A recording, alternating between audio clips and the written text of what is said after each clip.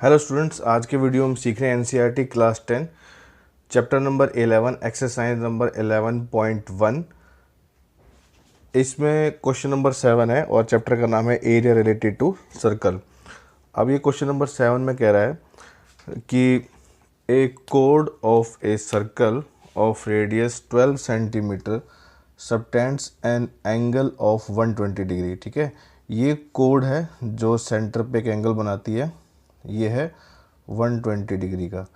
तो उसने कहा है कि find the area of corresponding segment of the circle. तो ये इसका एरिया निकालना है हमें। ठीक है, तो ये जो हमारा इतना एरिया है, जो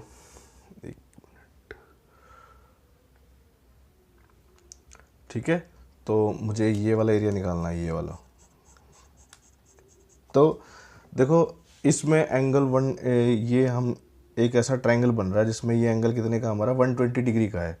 मैंने इससे फिगर बनाई थी, जो भी क्वेश्चन में कहा गया उसको देख के ही फिगर बनाई थी मैंने। तो इसके हिसाब से ये जो एंगल बन रहा है हमारा, ये 120 डिग्री का बन रहा है। तो ये 120 डिग्री का एंगल बनने की वजह से क्या हम इसका एरिया कैसे निकालेंगे, कुछ पता नहीं है कि कैसे निकालना है।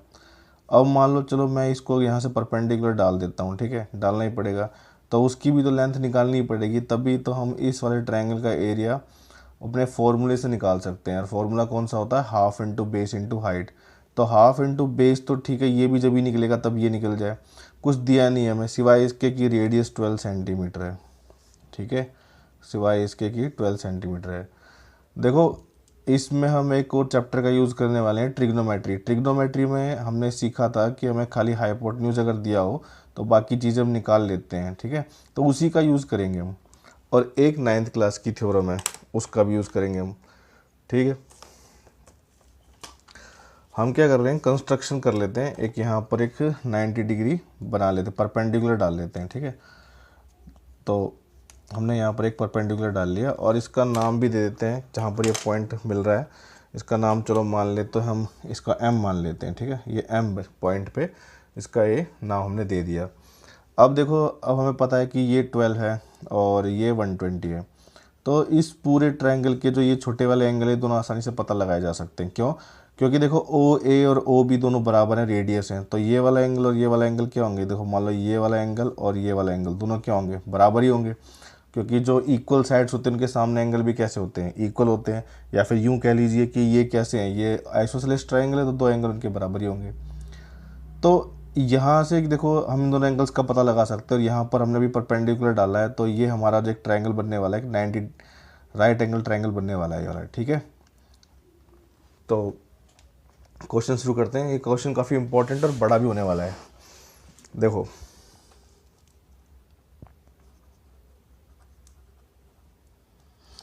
इसमें हमें दिया हुआ है रेडियस जो है वो है 12 सेंटीमीटर दिया हुआ है, और थीटा जो दिया हुआ है वो 120 डिग्री दिया हुआ है। ठीक है, अब टू फाइंड करने के लिए बोल रहा है हमें एरिया ऑफ करस्पॉन्डिंग सेगमेंट। ठीक है,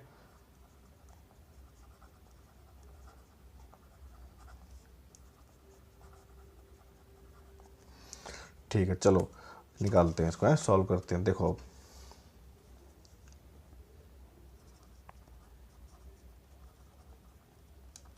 सबसे पहले तो एंगल ही पता लगा लो ये वाला। ठीक है, क्योंकि ये सेक्टर का एरिया पता लगाना तो बहुत आसान है। ठीक है, theta by 360 into pi r square से करके हम निकाल सकते हैं। तो ये तो निकल जाएगा, इसकी कोई दिक्कत नहीं है। हमें मेन चीज़ हमारी ये अंदर है, इन्हीं को पहले फाइंड कर लेते हैं। तो देखो कैसे निकालेंगे, पहले हम बताते हैं कि in triangle O A B, O A equal to O B है। क्यों है? क्योंकि वो रेडियस है। ठीक है, so triangle O A B is a isosceles triangle बन गया। या आप उसका भी यूज़ कर सकते हैं कि इक्वल साइड्स हैं तो इनके अपोजिट एंगल भी इक्वल होंगे। ठीक है, तो angle A equal to angle B equal to हमने एक्स ले लिया। अब angle O plus angle A plus angle B is equal to 180 degree होगा, sum of angle of triangle. ठीक है, एंगल्स ऑफ ट्रायंगल। अब रख देते हैं। ओ हमें कितना मिला हुआ, देखो यहाँ पर ओ हमें दिया हुआ है 120, तो रख देते हैं यहाँ पर। अब जिसकी जो वैल्यू है, अब हमने क्या 120 रखा, और ए और बी बराबर, इसके बराबर हमने क्या रखा था, एक्स। तो x plus x is equal to 180 degree.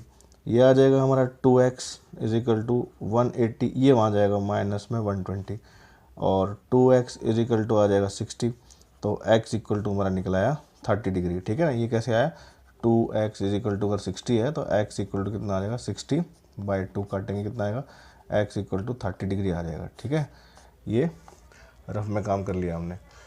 अच्छा चलो, x निकल गया हमारा, यानी कि हमारा जो एंगल A है, देखो अब हमारा जो इस फिगर में देखते हैं, हमारा जो एंगल A है और एंगल B है, ये कितना आ गया, 30 डिग्री आ गया।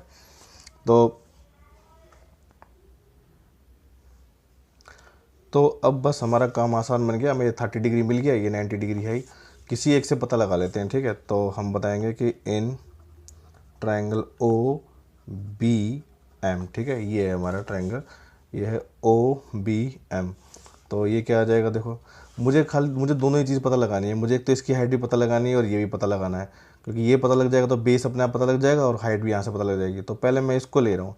अब देखो, अगर हम इसको, ये उन्होंने फिगर थोड़ा उल्टा बनाया था, अगर हम इसको ऐसे देख लेते हैं, यहाँ पर देखो ध्यान से, अगर ये मेरी ये ओ बी एम में अगर ये हाइपोटेन्यूज़ है तो ये बेस है और ये परपेंडिकुलर है, तो बेस और ये परपेंडिकुलर, तो मैं परपेंडिकुलर और बेस से पहले ये निकाल लेता हूँ। ठीक है, परपेंडिकुलर, सॉरी ये परपेंडिकुलर है ना मेरा, ये परपेंडिकुलर और ये हाइपोटेन्यूज़। तो देखो, in triangle O B M मैं रख रहा हूँ यहाँ पर ओ बी अपॉन में O M is equal to क्या हो जाएगा मेरा, हाइपोटेन्यूज़ अपॉन में परपेंडिकुलर, यानी कि क्या हो जाएगा, कोसेक 30 डिग्री। ठीक है, कोसेक 30 डिग्री, क्योंकि देखो हमारा क्या फॉर्मूला होता है, पंडित बद्री प्रसाद हर हर बोले, ऐसे होता है ना, साइन कॉस टेन, तो साइन ये होता था, तो साइन का उल्टा क्या होता है, कोसेक होता है, हाइपोटेन्यूज ऊपर परपेंडिकुलर नीचे, कोसेक 30 आ गया। तो अब रख देते हैं, हाइपोटेन्यूज में ओ बी दी हुई है ना, ओ बी कितनी है हमारी 12 है, 12 अपॉन में क्या आ जाएगा, ओ एम आ जाएगा। कोसेक 30 की वैल्यू क्या होती है, कोसेक 30 की वैल्यू होती है 2, तो हम यहाँ रखेंगे क्या, 2 रख लेंगे। अब ये ऊपर चला जाएगा, ये नीचे आ जाएगा, अब ये आ जाएगा 12/2 इक्वल टू क्या आ जाएगा, ओ एम आ जाएगा, काटो इसको, O M is equal to कितना आ गया, 6 आ गया। ठीक है, तो ये एक चीज़ मिल गई हमें। देखो ये कैसे किया है मैंने, ये ऐसे किया है मैंने, ओ एम, एक मिनट रुको, ये मैंने ऐसे किया है कि देखो ओ एम है, जो ओ एम 12 इक्वल टू 2 था, तो इसके नीचे 1 लगा सकते हैं। अब इसको इससे मल्टीप्लाई करो, चाहे इसको वहाँ करो, इसको इससे कराया तो कितना आएगा, 12 आ जाएगा, ये आ जाएगा 2 ओ एम आ जाएगा, इसको नीचे पहुँचा देते हैं, 12/2 इक्वल टू ओ एम, काट देते हैं इसको, 6 is equal to O M आ गया। ये ऐसे किया है मैंने। ठीक है, तो मैं थोड़ा इससे सीधा, क्योंकि आप 10th के बच्चे हो तो आसानी से समझ जाओगे कैसे आया है। तो ओ एम तो हमारा निकल गया। ठीक है, अब देखो यहाँ पर, अब यहाँ पर हमारा ये जो ओ एम निकला है, ये कितना आया हमारा, 6 आ गया।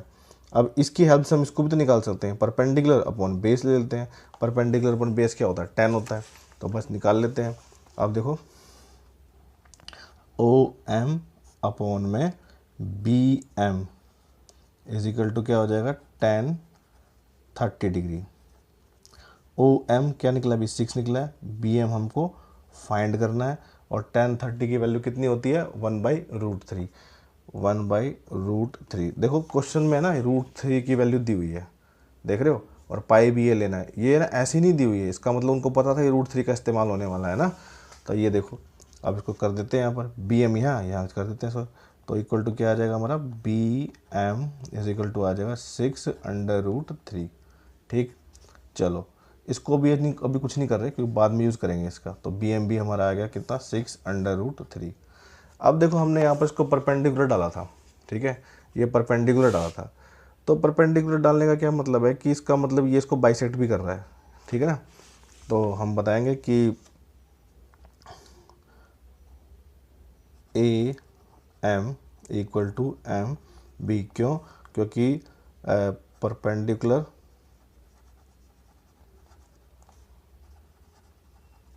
From centre to the code it will bisect the code. ठीक है, बाइसेक्ट द कोड, वो बाइसेक्ट भी करेगा कोड को, ठीक है। तो इस वजह से क्या हो जाएगा हमारा ए एम इक्वल टू क्या हो जाएगा एम बी, ठीक समझ रहे हो। तो ए एम एम बी, और एम बी तो अभी हमने निकाला, बी एम या एम बी की बात है। ये कितना था हमारा 6√3 निकला है। तो बस अब क्वेश्चन करते हैं।